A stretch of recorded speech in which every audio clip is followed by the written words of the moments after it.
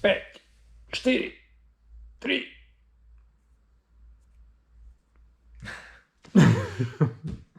Hi guys, we're here and welcome to the workshop.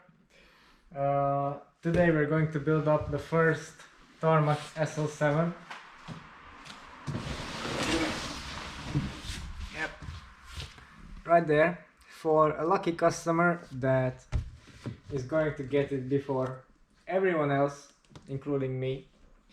Lucky bastard. Anyway, it's a full bike with Dura-Ace Di2 in the chameleon black colorway, so it should be the lightest possible configuration of this bike, so let's go and check it out.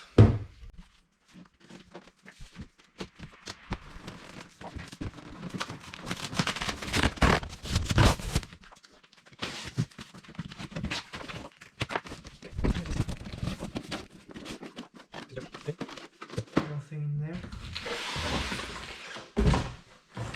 The wheel, front wheel.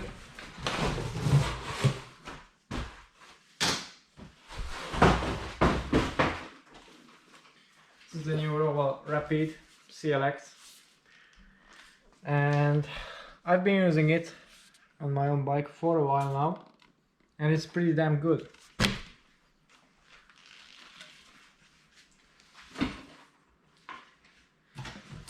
And we have some accessories in these boxes. Quite a lot of stuff actually. This is the seat post, most likely.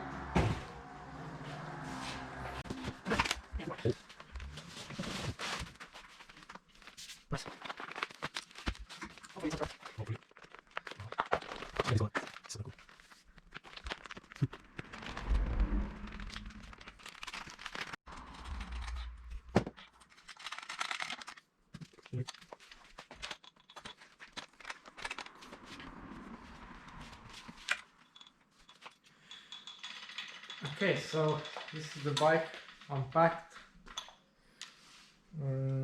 Yeah, this is the basically the stealth version of the frame. Very minimal paint.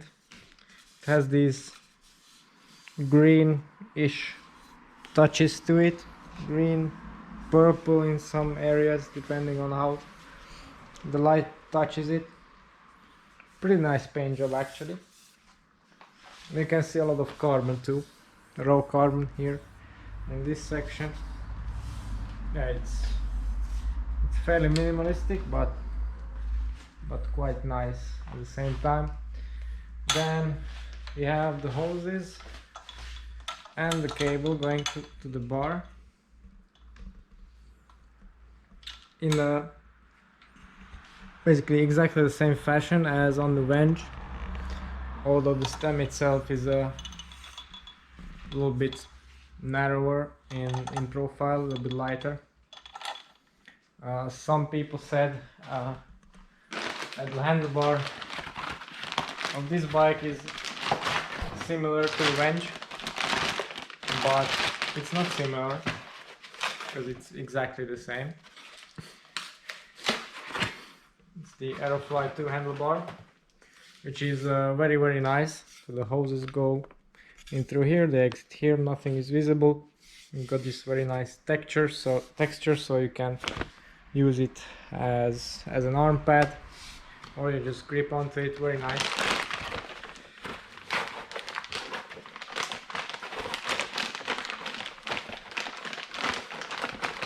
So yeah, if you buy this bike, you probably won't be able to build it at home, because yeah, you need to set up the Di2, you need to set up the hydraulics, cut everything, so it's not an easy job. Yeah, wheels, as I said, Rapids,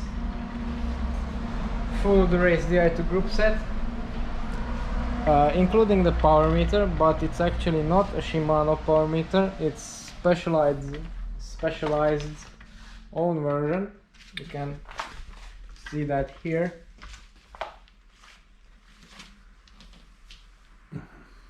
It's similar to, well, other options in the market like Stages, 4i, etc. So it's an external unit glued, bonded to the crank. The seat post, let's check that.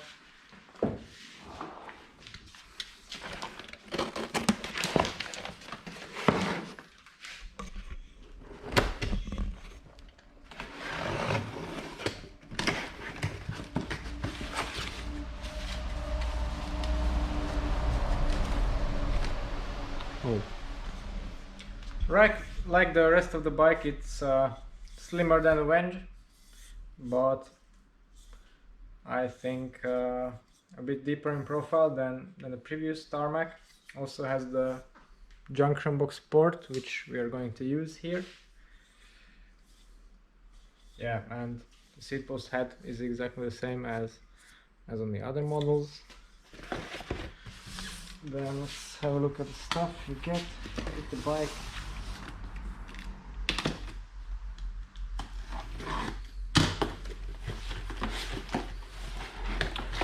oh, please. Yeah, We need to use these. That's the most important part. This is very important. It will be super cool on the bike. It's all black, so you need to make sure they see you. So you have these.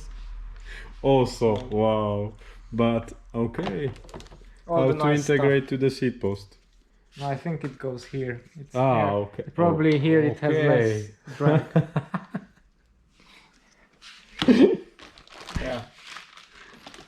You get bar tape, which is super cas, so not the regular specialized tape like before. With all the models, you have the small bits here. Yeah, this is the cover for the removable front derailleur hanger, so that's nice. You got the rubber sleeve for the seat post. I don't know what this is, we'll find out later on. And yeah, small stuff. This goes for the rear brake hose, just to prevent it from rattling. Then you have the headset parts, which again very similar to the Venge, but not quite the same. Seat post binder, also similar design. And then you have the computer mount, which integrates with the stem, and basically on all specialized stems, so Venge, Roubaix, and now the Tarmac all use the same design, so nice interchangeability there. You actually get a printed manual. You don't see that very often these days. Yeah, complete assembly manual and everything. Real men don't use manuals. That's also true. But you can, if you want. Then this will probably be the saddle.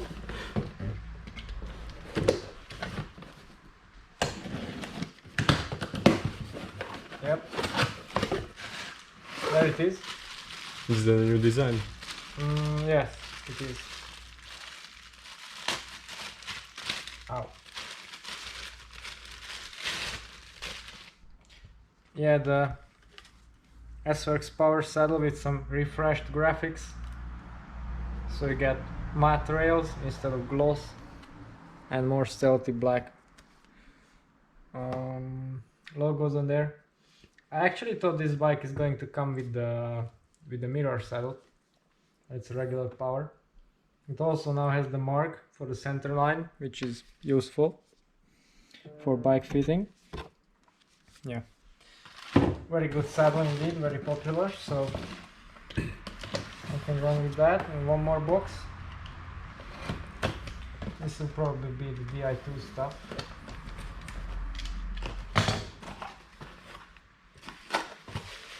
Yeah, there's the battery, the charger, and the fittings that go in the seat post to hold the junction box. Again, not very similar. Actually, this is exactly the same rubber sleeve design that you have on the Venge and the Shift PT as well. Okay, you should have everything. Nothing seems to be damaged, so time to build it up.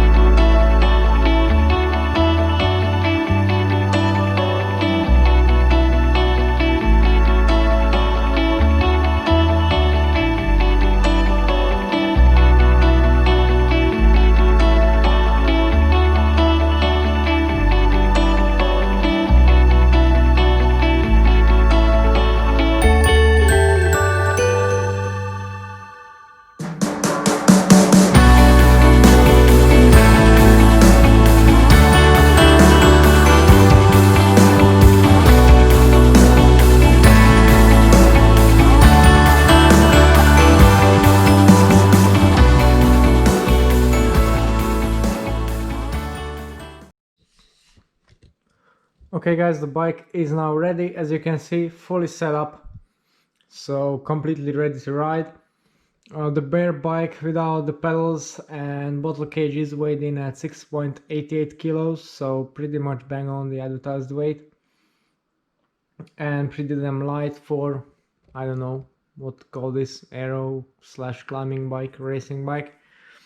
Nevertheless, good weight and good spec all around, as we have explained earlier. This bike is already set up for the customer's specific fit needs, so yeah, saddle height, everything dialed in. If I compare this to the Venge, a couple of things come to mind already. So the front end setup, exactly the same style, but there is a slight improvement in this area. This little top cap is held on much more securely, which some Venge owners had a problem with it flying off. But also a bad thing about it is that it no longer has this little slot where you can put a screwdriver to pop it off, which is weird. Yeah, stem itself very similar. It has the cable bat, as they call it. You also get these little covers with the frame, same as on the Venge. Spacers also a very similar design, split on this side, so that's cool. Yeah, overall the tube shapes are, as you would expect, a merger between the tarmac and the Venge, so no surprises there. Of course, BSA bottom bracket, that's lovely. I also get a removable front neck hanger. That's useful because I like to use one by for some courses, criteriums, etc. Yeah, rapid CLX wheels, as I mentioned earlier. I've applied these little anti-rattle stickers there. Complete Durace, in this case also Durace pedals. Gearing that you get to the standard build 50 to 36 and 1130 at the back, so excellent for most riders. I would use a 5339 because, well, I like the smaller jumps between the front rings. For racing, I think that's preferable. S-Works bottle cages. I haven't personally tried these, but I doubt that anything wearing the S-Works badge will be underperforming in that regard. The seat post, well, it still has a little rubber sleeve to cover it, so yeah, I don't think that's really necessary. Also, it's kind of flappy, so yeah. Because the seat post is narrower, it's a bit trickier to arrange the cabling and the battery in there. So not so easy as on the Venge. Also, this little junction port from Shimano, when you plug the cables in, actually that assembly is wider than the seat post itself. That's why it has this little fairing on there. But yeah, it's a pretty good location for the DRT junction, so that's good. Tire wise, you got the turbo cottons in 26mm. These should perform the best with these wheels. So yeah, very nice tires indeed, super fast and pretty sturdy.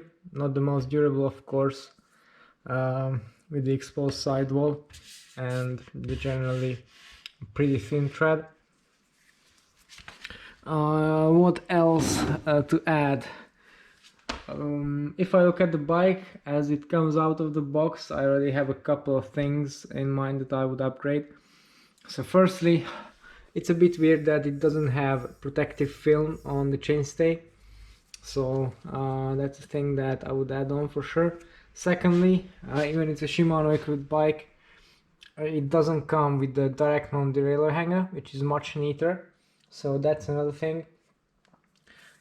Chain catcher, of course, all my bikes have one, so that's good to have one there. Doesn't add much weight, but adds a lot of security. And yeah, also the bike comes with standard butyl tubes with these super nice clinchy tires. It's a sin not to have latex in there, so that's another upgrade. So a couple of small things, I think in total are under 100 euro for all these bits, but they would make a big improvement to the bike. Yeah, that's pretty much it. If I want to be picky, then previous S-Works bikes used to come equipped with ceramic speed bottom brackets, which are super high quality. This is a regular Shimano unit, same as on the Roubaix, you get standard Shimano and SRAM units, so yeah, that's a bit weird. Also, these wheels, unlike the CLX64s, for example, they no longer come with ceramic speed bearings for some reason. I don't know if Specialized have ended the partnership with them or what happened there, but I thought it's worth noting. Yeah, so this is the Tarmac SL7, the first one in our store. I'm looking forward to getting mine very soon, hopefully, so I can also tell you something about the ride experience. Okay, so that's all for today. If you want to know more about the bikes that I use and work on, then don't forget to tune into the channel later on, and see you next time.